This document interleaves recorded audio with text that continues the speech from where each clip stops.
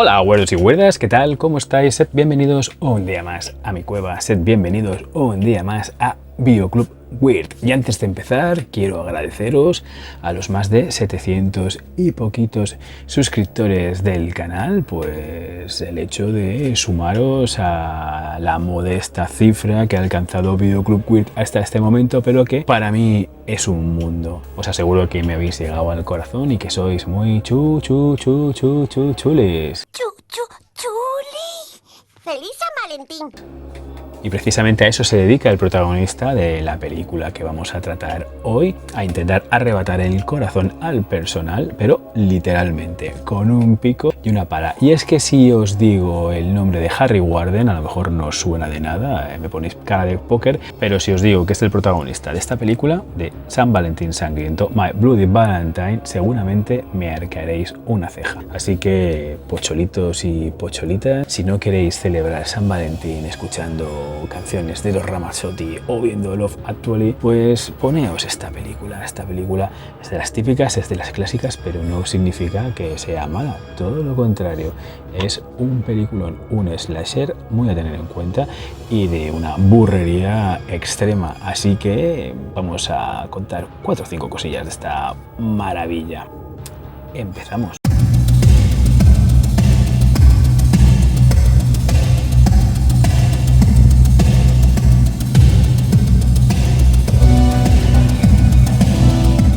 Y antes de meternos en faena, comentar que este San Valentín Sangriento, este My Bloody Valentine, lo mencionamos la semana pasada en el especial Vengadores del Videoclub, dedicado al slasher que montó el amigo Tana Mortalvan en el Tanavisor, en el cual, pues, junto con Tana y el resto de Vengadores del Videoclub, un servidor tuvo la fortuna, el honor, el placer de poder participar y, bueno, echar un rato hablando de esas películas de asesinos que, cuchillo en ristre, pues se van despachando a adolescentes pecaminosos. Y os dejo por aquí el vídeo para que le echéis un vistazo si no lo habéis visto, y también recomendaros el libro de Rocío Alés, América Profunda. Un gustazo, un libro en el que nos desarrolla el concepto, pues, de ese concepto que todos sabemos gracias al cine, ¿no? De la América profunda, ¿no? Y luego, pues, aplicado a las películas de terror que más nos molan, ¿no? Tipo La Matanza de Texas, Las colinas tienen ojos, Kilómetro 666. Un gustazo, un libro que mola mucho. América Profunda. Y ya centrándonos en la película que nos toca hoy, después que el año 1978 viera cómo John Carpenter presentaba al mundo a su Boogeyman, a su Michael Myers, y 2 años después conociéramos a la señora Burgess y un poco también a su hijo Jason, muchísimos cineastas independientes y no tan independientes quisieron probar fortuna y hacer suya esta fórmula mágica de hacer dinero haciendo pelis de matarifes. Una fórmula mágica que tomó por sorpresa, pues, tanto a las taquillas como a una generación de jóvenes que acudía a las salas de cine, pues, para divertirse, ¿no? Para divertirse con las aventuras y desventuras de un grupo de gente que se enfrentaba, pues, a un asesino, cuchillo en ristre, misterioso o no, que se los iba despachando sin despeinarse. Los ingredientes eran muy sencillos: un asesino sin rostro o encapuchado misterioso que no hablaba para preservar su identidad, una festividad señalada, divertida para el resto, pero que este asesino pervertiría, un grupo de chavales o de gente convertida en plenamente carnaza, y grandes dosis de gore, sangre y sexo para escandalizar a las élites más conservadoras y, de paso, pues, conseguir algo de publicidad impagable. Y My Bloody Valentine no sería una excepción. En esta peli nos cuentan, pues, como en un 14 de febrero una pequeña localidad canadiense, pues, celebra el día de San Valentín, y una mina cercana a la cual, pues, da trabajo a prácticamente todo el pueblo sufre un accidente. Un derrumbe deja sepultados a varios mineros, sobreviviendo solamente uno de ellos, Harry Warden, que, pues, ha de practicar el canibalismo para poder subsistir. Esto es un hecho que le tocaría mucho aquí, y un año después, viendo, pues, que el pueblo lo ha olvidado todo, que siguen su vida y que siguen celebrando esa festividad de San Valentín, pues decide ir ataviado con su ropa de trabajo, un pico en la mano, y decide, pues, tomarse la justicia por su mano, cargándose a los que consideraba responsables del accidente y bueno, pues a todo aquel que celebrase este día. Y no solo eso, sino que amenazaría al pueblo con volver y causar otra masacre si éste decidiera volver a celebrar San Valentín. Y es así como 20 años después de 20 años, el pueblo de Valentine Bluff, que podría traducirse como faroles de San Valentín, un pueblo que se llama así y que no puede celebrar San Valentín, clickbait en toda regla, el pueblo decide pues volver a retomar esta festividad, ignorando pues esa amenaza que profirió este minero loco 2 décadas antes. Durante los últimos meses del año 1980, el director George Mialka, director de este San Valentín sangriento, pues luchaba contra la fiebre y contra los plazos para poder cumplirlos, para poder estrenar este My Bloody Valentine en el plazo exigido por la productora previamente, es decir, en el fin de semana de San Valentín de 1981. Nacido en Hungría pero afincado en Canadá, este George Mialka, un director cuya carrera posterior pues tampoco sería para tirar cohetes, se encontraba en estos momentos saboreando pues las mieles del éxito de su ópera prima, una película titulada como Pinball Summer, que no era más que pues una de estas comedias adolescentes de finales de los 70, un poco picantona, una típica peli de tetas, es decir, una de estas comedias canadienses donde un grupo de jóvenes está en pleno despertar sexual, hay humor un poco zafio, un poco de brocha gorda, algún desnudo inocuo y esa actitud frente a la vida totalmente desprejuiciada. Este Pinball Summer nos contaba pues las peripecias, las aventuras de unos chavales durante sus vacaciones de verano y que culminaba con un intenso y delirante torneo de pinball. La verdad es que no sé si en España se ha llegado a estrenar o si tiene edición doméstica en nuestro país, ya sea en VHS, en DVD ya os digo que no la he encontrado, la he tenido que ver pues afilando mi garfio y poniéndome mi parche en el ojo, y si la conocéis y sabéis de edición doméstica en nuestro país, pues ponedmelo aquí en la caja de comentarios. Esta película por lo visto funcionó bastante bien, hizo bastante dinero y eso llevó a que los productores John Dunning y André Link, fundadores de la productora Cinepic, unos tipos que en palabras del propio David Cronenberg, al que le produjeron sus 2 primeras pelis, vinieron dentro de Shivers y Rabia, pues según las propias palabras del maestro Cronenberg, estos tipos son los padrinos de una generación de cineastas canadienses o también los equivalentes a Roger Corman pero en Canadá, puesto que distribuyeron y produjeron mucho cine de explotación durante los 60 y 70.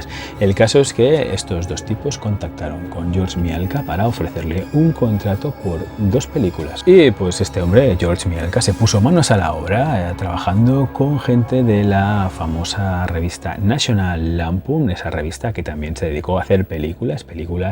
tan famosas como la saga Vacation, aquí titulada como Las vacaciones de una chiflada familia americana, o también esa obra maestra de John Landis, National Lampoon, Animal House, aquí titulada Desmadre a la americana.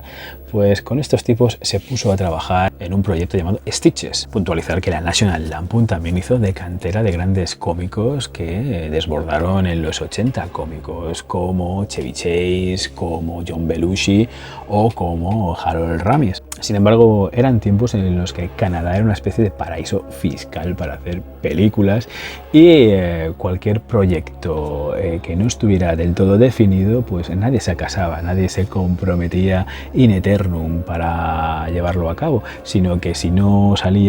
avanzaba rápido, pues se metían en otro, y esto le pasó a este pobre hombre, este pobre George Mialka, que su Stitches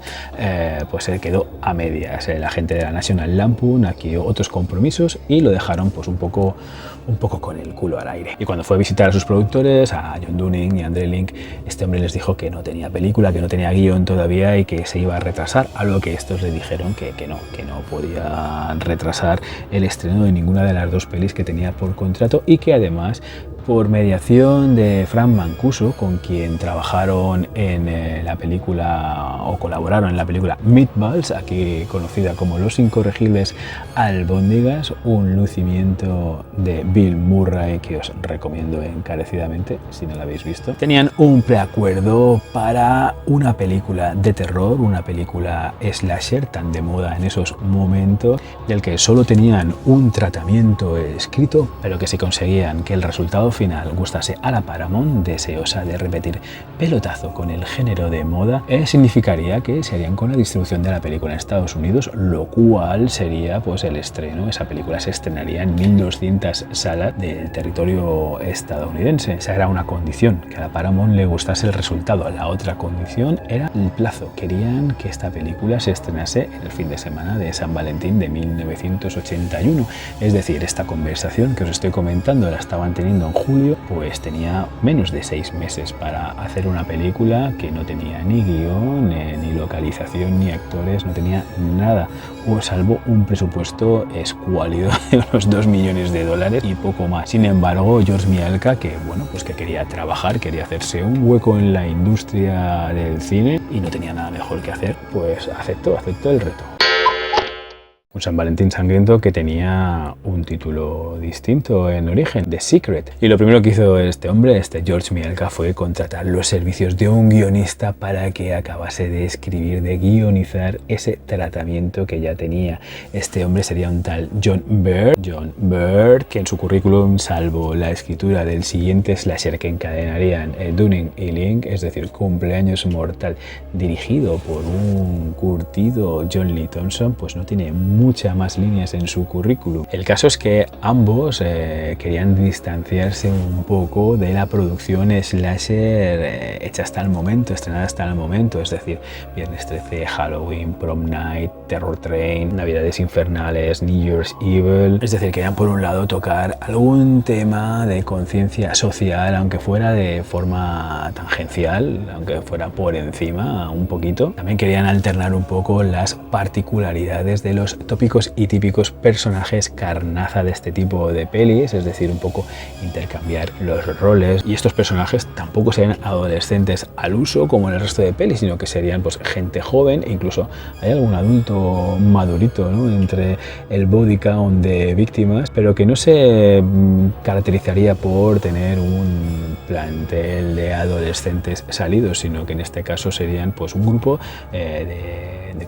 curritos jóvenes de un pequeño pueblo canadiense, y también salirse un poco de los escenarios habituales, es decir, campamentos de verano, barrios residenciales, institutos. Ellos querían una cosa totalmente distinta y totalmente canadiense. De hecho, no se disimula para nada, si la veis en versión original, pues el acento canadiense de la mayor parte de los actores, o incluso la cerveza Moosehead, que la estaba buscando, es genuinamente del país del alce. Es decir, querían hacer algo distinto. De lo que no se pudieron desmarcar es del hecho de tener que elegir una festividad señalada. El título del guión original era The Secret, pero por obligación contractual, por fuerzas de causa mayor, es decir, por los productores, la película acabaría llamándose San Valentín Sangriento, My Bloody Valentine, imitando pues a todas esas películas que he mencionado antes, que también ocurrían durante días señalados. Y es así como se les ocurrió que la acción transcurriera en una mina, en un pequeño pueblo minero, una localidad dedicada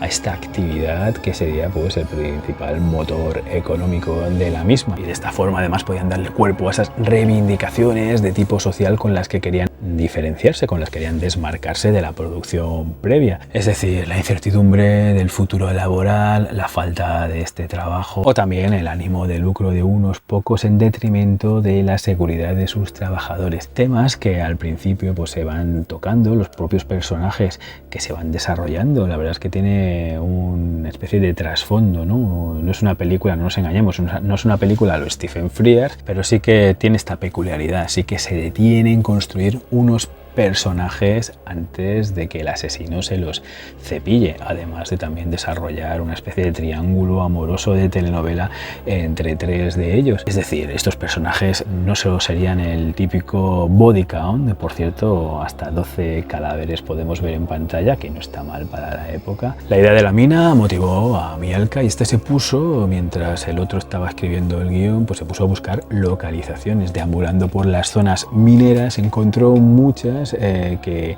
aun haber cesado su actividad, se habían reconvertido en museos o en salas de exposición para turistas, pero que a él no le interesaban porque estaban demasiado acondicionadas. Tuvo la suerte de encontrar una, digamos, en esa transición, una mina que había sido cerrada 5 años antes y que estaba en ese proceso, o al menos el pueblo estaba rumiándose el tema de convertirlo en una especie de museo. Esta era la mina Princess Colliery en la pequeña localidad de Sydney Mines en Nueva Escocia, que había dejado su actividad, había cesado su actividad en 1975, pero que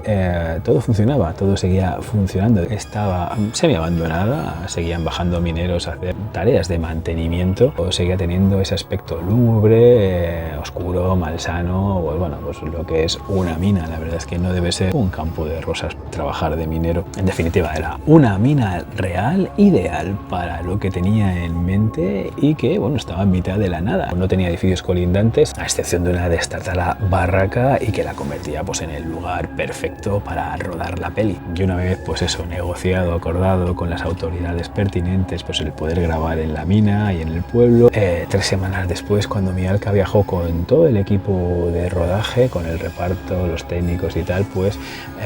tuvo una desagradable sorpresa. Es decir, las gentes de este pueblo, que les recibieron con los brazos abiertos, puesto que la actividad minera era su principal motor económico y al cerrarse estaba inmersa en un periodo de recesión económica,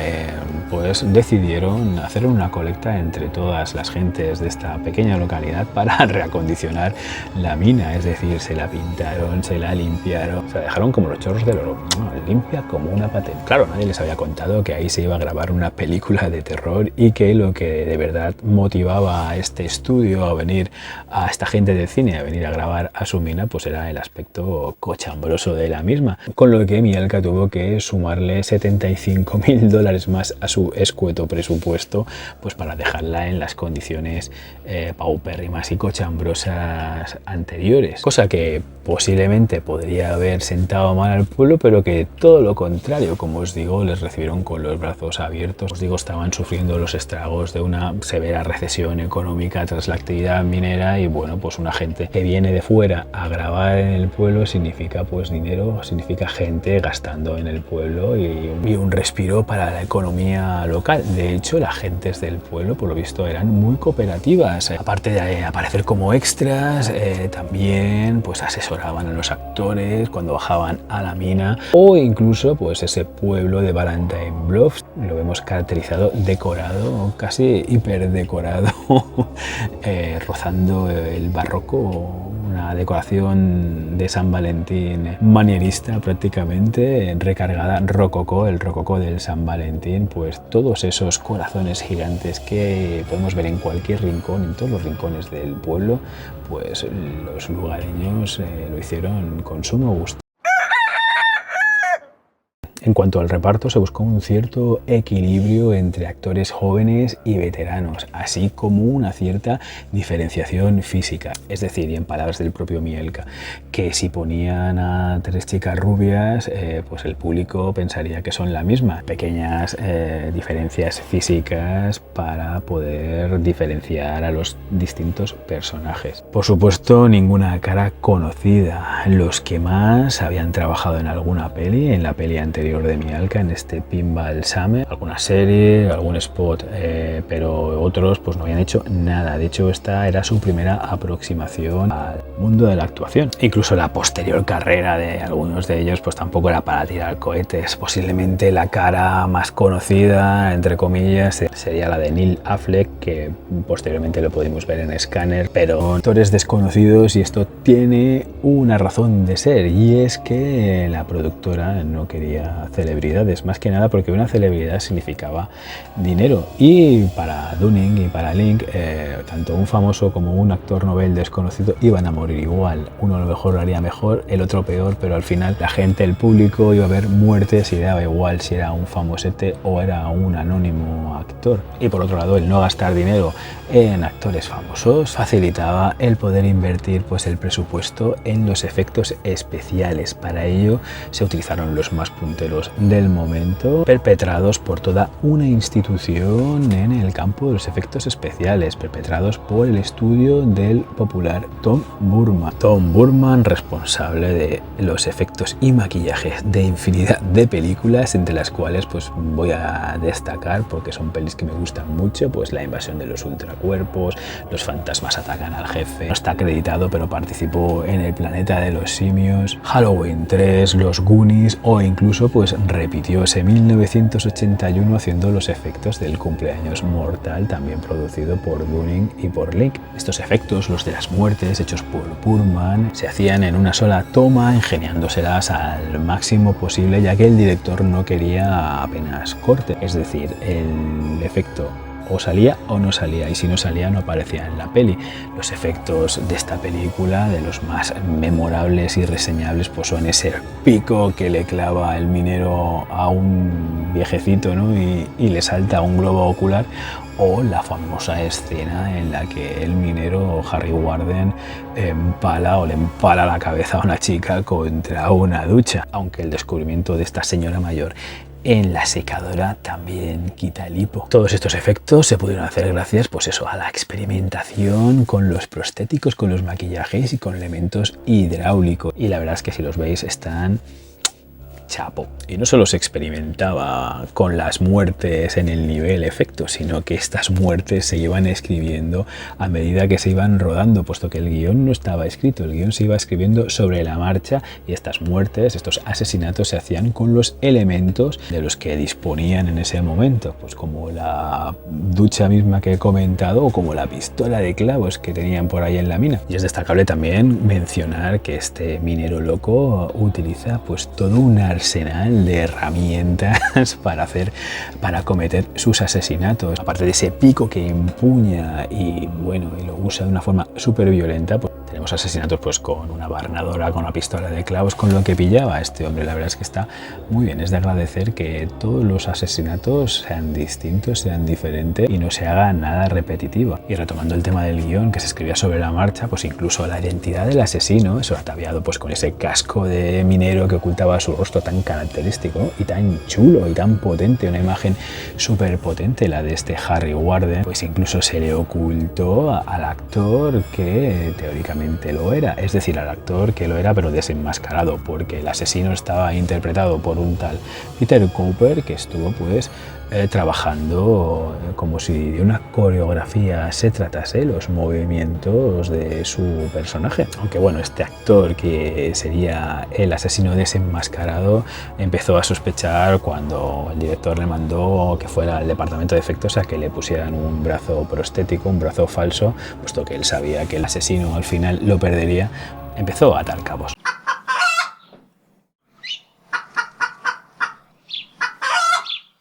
El tema de los plazos, la cuenta atrás, el tiempo límite que la productora establecía, pues no fue únicamente la única problemática en el rodaje de este My Bloody Valentine, sino que durante las 7 semanas que duró este rodaje, pues hubo otro tipo de problemas. Como os he comentado, la importancia de la mina era crucial para la película, es decir, es un personaje más dentro del metraje, y por supuesto, por consiguiente, la película no se rodó en un estudio, se rodó en una mina, con las dificultades que conlleva rodar a 900 metros bajo tierra. Es decir, a 900 metros de profundidad, pues la falta de oxígeno se acusaba, o incluso pues los repentinos ataques de claustrofobia que sufrían miembros del equipo, incluido el director. Los ascensores que vemos en la peli pues son los que utilizaba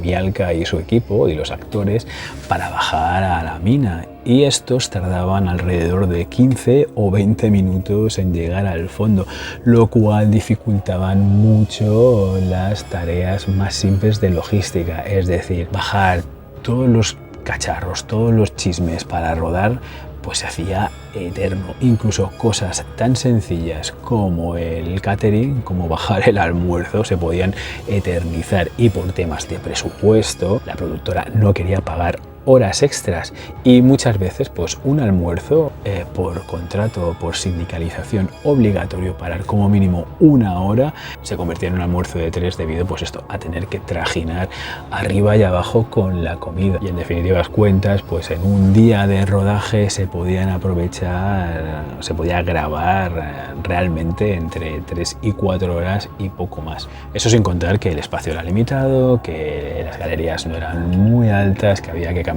encorvado, y también la acumulación de gas metano. Esta acumulación de metano era un peligro muy real y provocaba que cuando los niveles de metano subían se tuviera que desalojar enseguida la mina. Y no solo eso, sino que el metano es altamente inflamable, y esto provocaba que no se pudieran utilizar focos normales para iluminar los escenarios. Por ello que la iluminación pues tenía que planificarse al milímetro, y que el equipo técnico no podía usar bombillas de más de 50 vatios a riesgo pues de causar una explosión, lo cual hacía pues muy difícil, ¿no?, intentar crear esa atmósfera incómoda, ¿no?, dentro de la mina. Y no solo eso, sino que para más Inri, rodando en los exteriores, uno de los actores del reparto provocó un grave accidente automovilístico. Y es que durante el casting le preguntaron si sabía conducir, y este mintió, dijo que sí, pero no solo mintió en eso, sino que ocultó que no tenía ni siquiera carné de conducir. Entonces, en la escena al principio en el cual pues los jóvenes salen del curro, salen de la mina y se dirigen al pueblo y hacen una especie de carrera, y con una música un poco de banjo de fondo, el tipo se subía al coche, pisase el acelerador y perdía el control del aparato, atropellando a varios miembros del equipo técnico.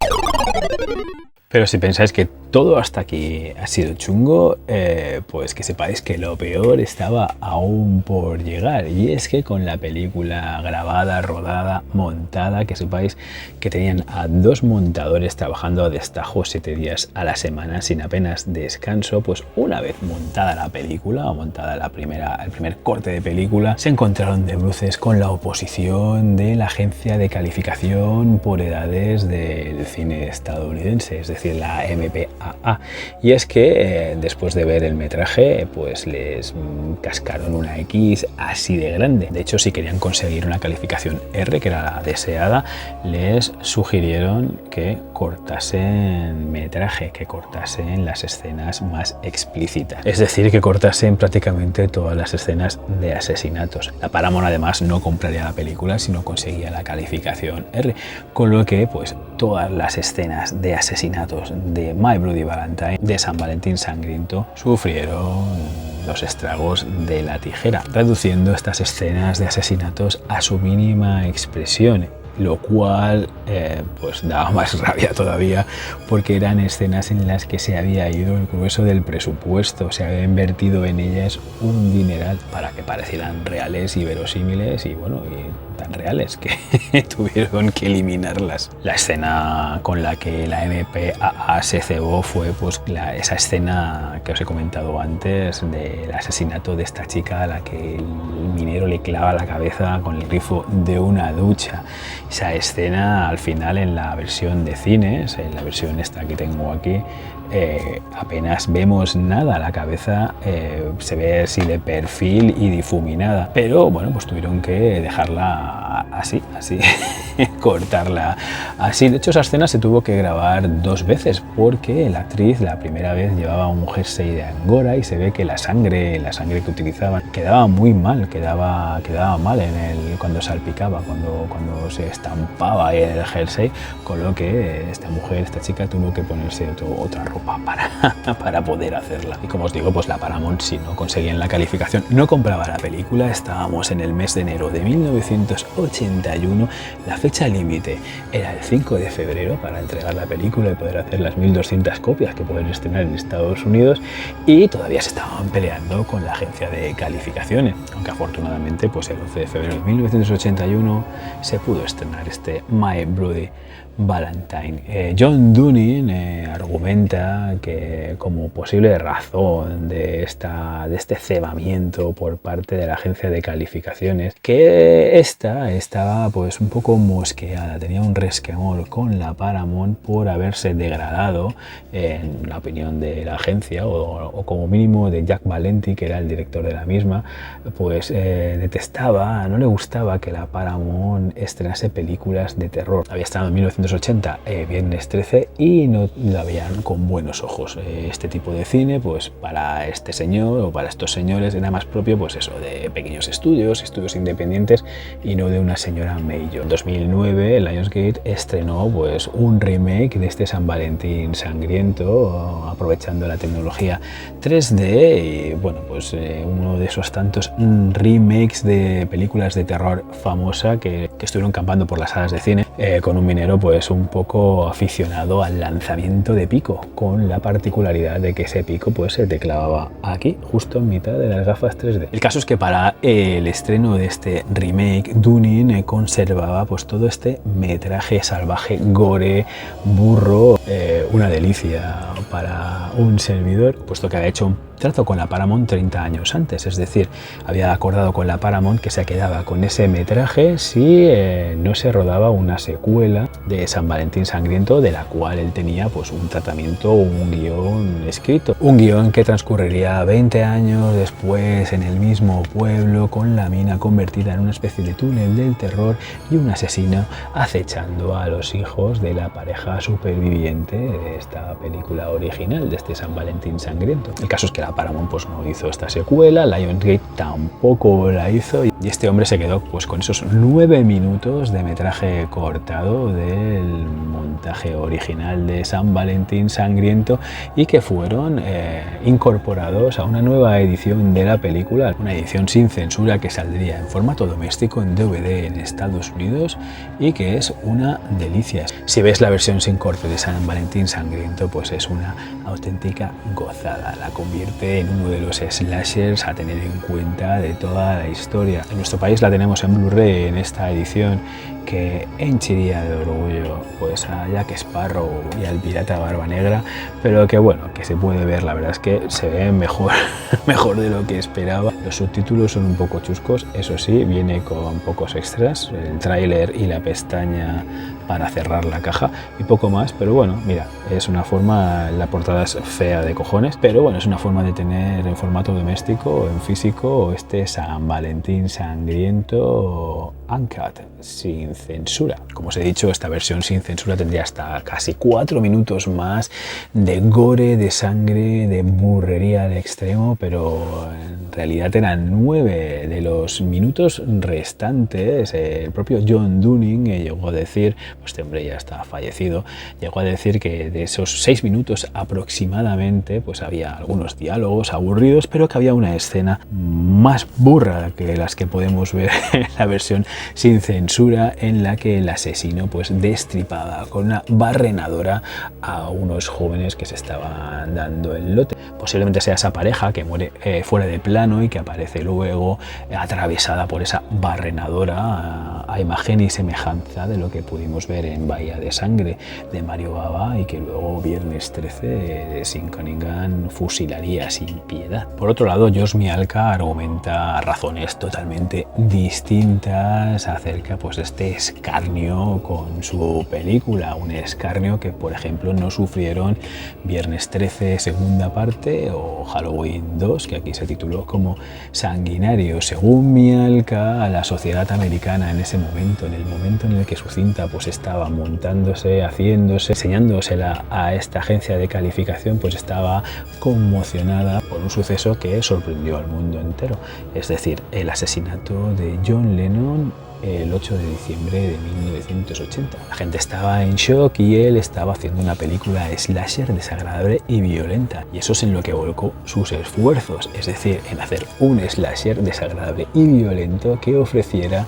todo lo que el aficionado a este tipo de cine buscaba, independientemente de las razones, si tanto fuera por una sociedad hipersensibilizada ante un trágico suceso como el de la muerte de John Lennon, como el del asesinato de John Lennon, o una asociación de calificación enfadada con una mayor por haber amparado una producción como Viernes 13, que por cierto hay un pequeño guiño en esta peli, en este San Valentín sangriento, a la película de Cunningham, puesto que la acción transcurre el jueves 12 de febrero, el viernes 13 de febrero y el sábado 14 de febrero, es decir, hay un Viernes 13 por ahí metido. Y como os digo, independientemente de las razones que motivasen ese escarnio por parte de la censura, San Valentín sangriento funcionó bastante bien en taquilla, triplicó pues su presupuesto, no está nada mal. Es una película que atesora calidad y que está bien considerada por el público. De hecho, el propio Quentin Tarantino llegó a decir que era su película de terror favorita, su slasher favorito, aunque también dijo lo mismo de Intruso en la noche de su colega Scott Spiegel. No sé si creérmelo o no, pero para mí sí, para mí es un slasher a tener en cuenta y por fortuna, pues como os he comentado, tenemos la posibilidad de ver esa versión sin censura que la hace incluso más grande. Y poco más que añadir. Si has llegado hasta aquí, pues ya sabes, muchas gracias, gracias por ver el vídeo, gracias por estar suscrito. Si no estás suscrito, suscríbete. Si te ha gustado el vídeo, pues ya sabes, dale un buen like. Si no te ha gustado o eres de esos que a los 30 segundos de publicar el vídeo ya le estás dando el pulgar hacia abajo, pues déjamelo en la caja de comentarios, déjame las razones en la caja de comentarios, me las voy a tomar a bien. Las críticas constructivas siempre son bien recibidas. Prefiero mil veces una crítica constructiva a ese pulgar hacia abajo amparado por el anonimato que YouTube te proporciona. Así que, no sé, pónmelo aquí abajo, por favor. Yo me lo tomaré pues como una crítica, intentaré mejorar. Si no te gusta el vídeo, bueno, pues nada, dale el pulgar hacia abajo y punto, y ya está, no hay problema. A lo mejor este no es tu canal, no sé. A lo mejor hay otros canales que te gustarían mucho más que el mío, pero por lo demás, pues ya sabéis, muchas gracias por estar ahí. Espero que nos podamos ver pronto en otro vídeo Club Weird aquí en mi cueva, así que feliz San Valentín, pocholitos y pocholitas, huerdos y huerdas, espero que lo paséis bien y nos vemos aquí en Videoclub Weird. Hasta la próxima, huerdos.